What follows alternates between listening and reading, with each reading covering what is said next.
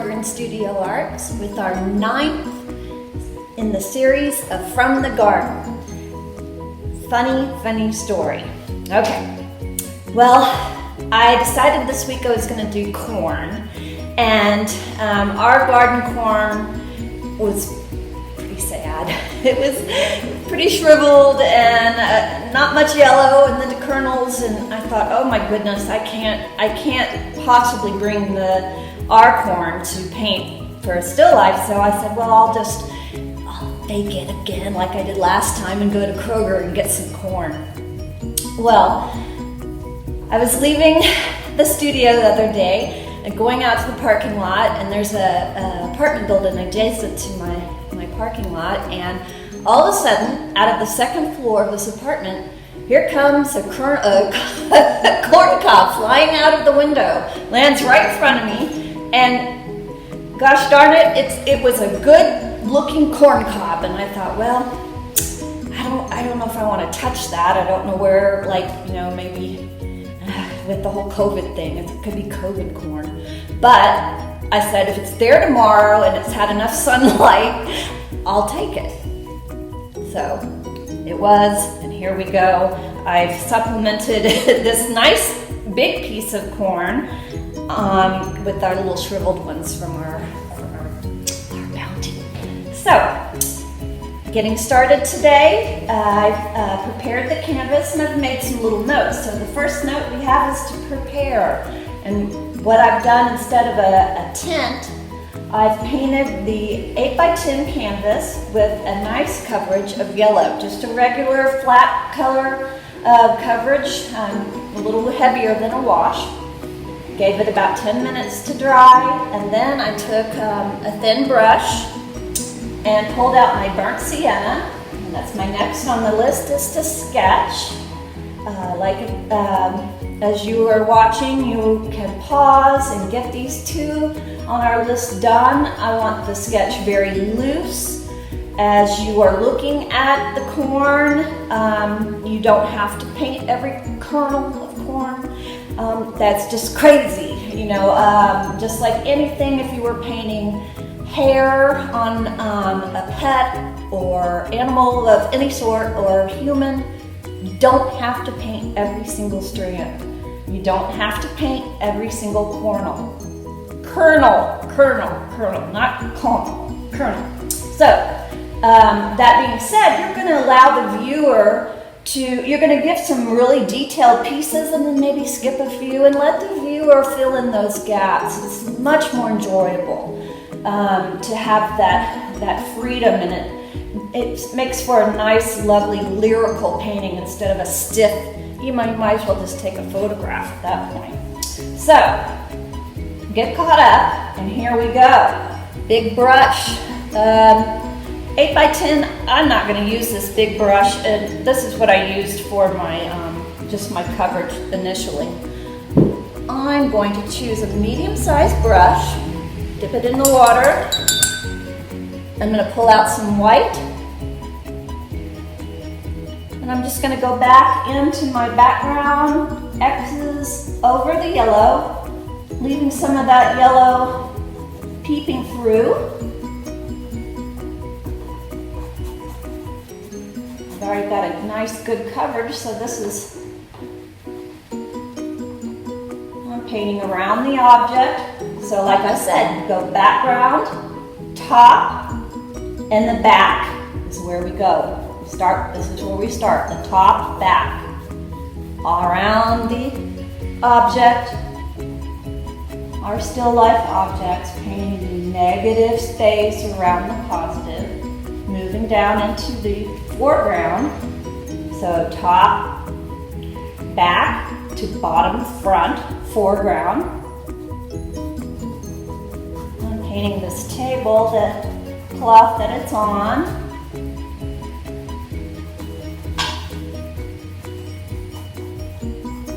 Around very quickly.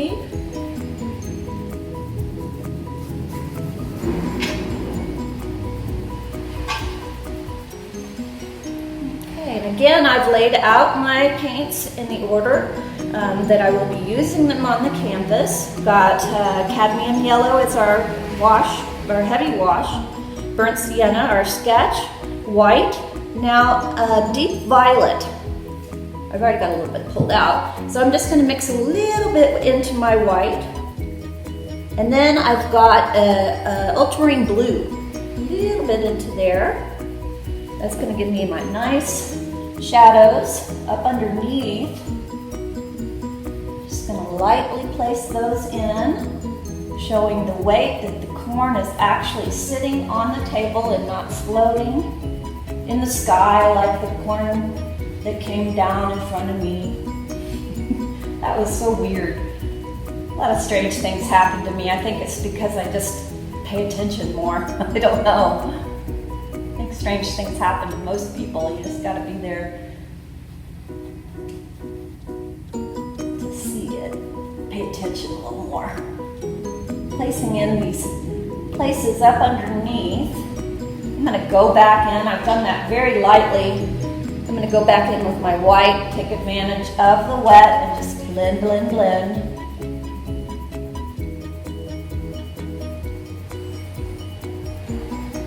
Moving it a little darker, closer to the image, the corn rather.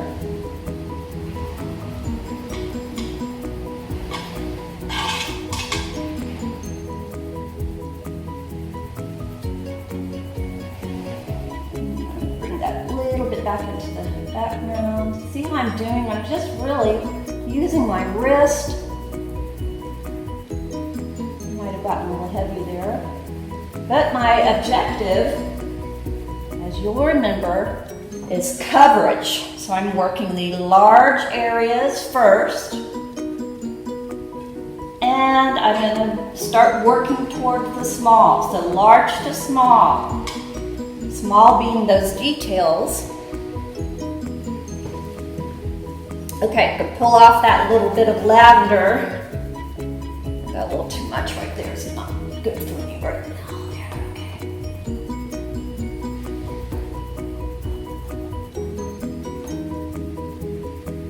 Now we can start in on the positive areas, working large to small. I'm going to work the greenery, the husk. So I already have my yellow down. I'm going to take advantage of that, and I'm going to pull out some green and just a little bit of yellow. And then I'm going to put some of the ultramarine blue. And oh, you know what? I'm going to use some burnt sienna. All right. So I've got a nice dark green going. I'm going to load it up on my brush, and I'm just going to look and go and see wherever I see the dark areas, sketching them in still. Think of your painting as sketching with paint. You're drawing with paint. Very loosely, painterly strokes.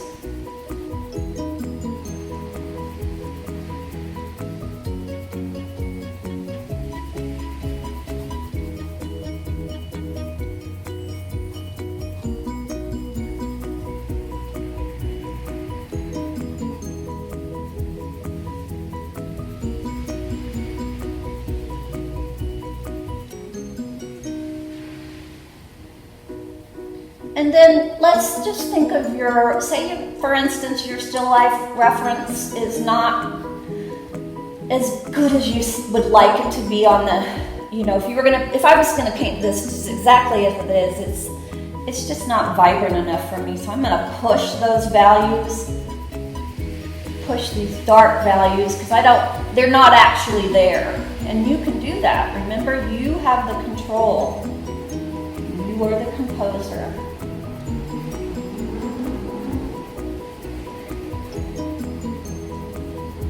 Adding the darks where I know they are. My mind knows that the darker pieces are up underneath. See that? Maybe they're not as dark as I'd like them to be, but I'm gonna push that.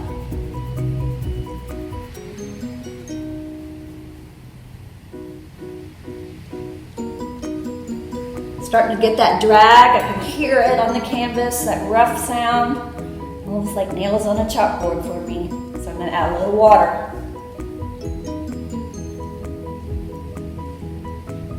Got most of my darker areas put in just for now for my initial coverage.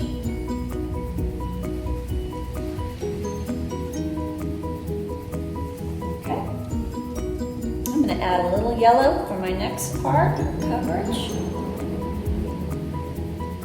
Go in and I'm going to take advantage of that yellow, so I think I'll put a little bit of water on that.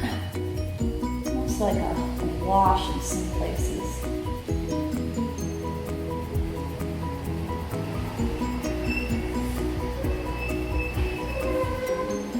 Not so concerned about a complete flat coverage, and just letting some of that yellow peek through.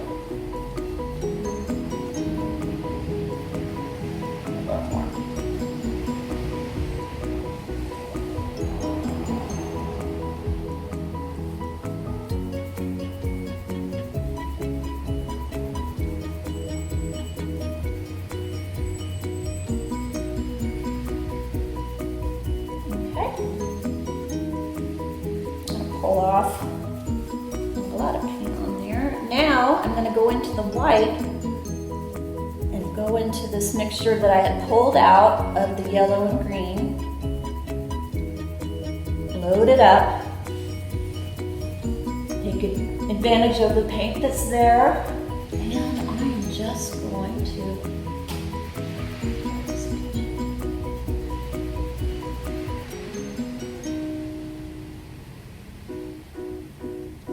blending on the canvas.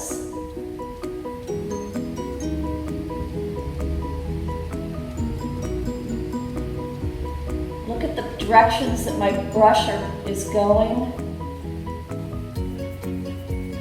Painting the direction that I see all this wild husk moving. Still life is not really still, it does have movement. Drag, pulling out, a little water. I really like this angled brush because I can twirl it. If I want to get that nice thin line, I just twirl it.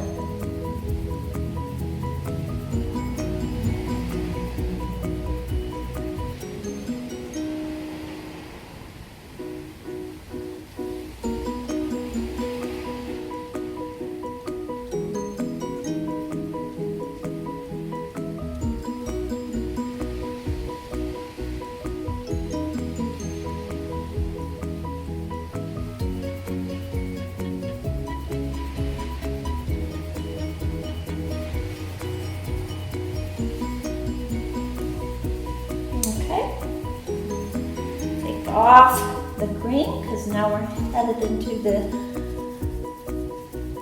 kernels. I don't know why that's a difficult one to do. Kernel. Wash off I pulled it off, got clean water, and notice my new mug. A gift from a young student. Okay, so white and a tiny bit of yellow. Pulling out. I already have the yellow, so now I'm just going to come in and give a few pieces on top. This piece of the corn was in the back, so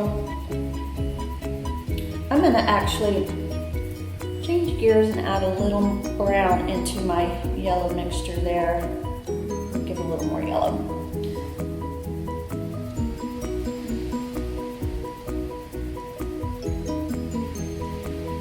Why? Because it's in the back, it's a little darker. It's not as vibrant in the foreground.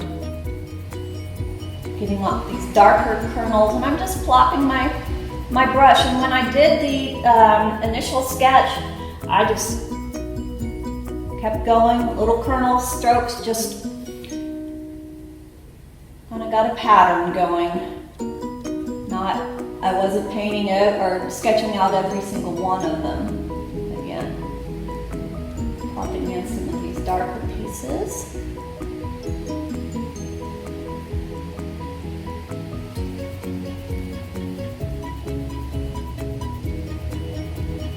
I'm going to do this little dark pieces on the foreground towards the bottom here. Just going to floss.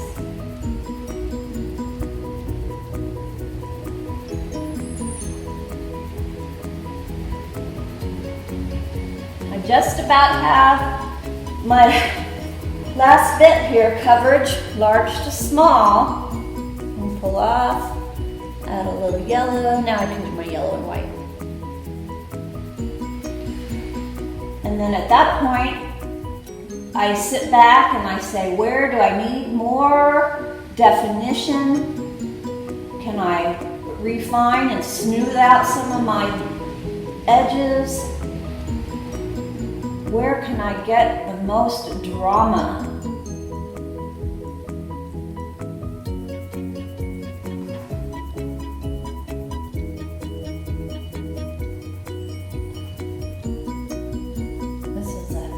Nice, quick, what you would call a study. A study, because it's loose, it's fun. When you get in the habit of these easy steps, you can paint anything.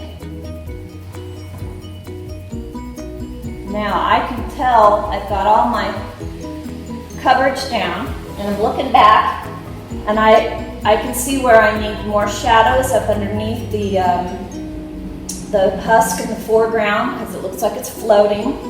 And I also need some more definition in my corn there.